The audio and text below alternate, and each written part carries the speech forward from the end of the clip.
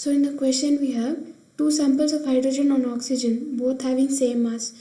So small m is same for hydrogen and oxygen. And in the question it is also given that both possess same pressure and volume. So pressure of hydrogen is equal to pressure of oxygen, and their volumes are also equal. So volume of hydrogen is equal to volume of oxygen.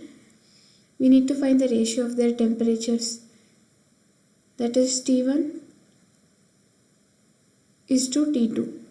We can apply the ideal gas equation, that is PV is equal to small m by capital M, that is into R into T. If you take this for hydrogen, now we'll substitute the values.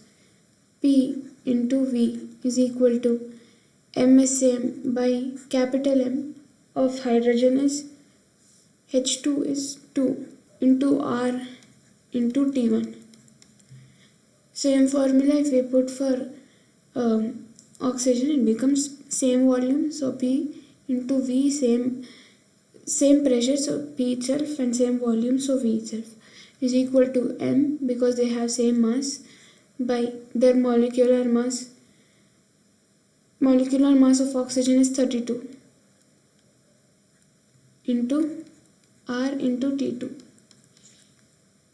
If we divide both of them, PV will get cancelled, M will get cancelled, R and R will get cancelled.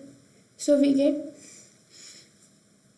1 is equal to 1 by 2 into T1 by 1 is equal to 1 by 32 into T2. So this is equal to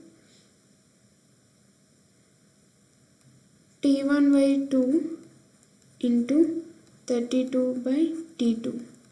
This is equal to 1. 2 ones, 2 16s. So T1 by T2 is equal to 1 by 16. So the ratio of T1 is to T2 is equal to 1 is to 16.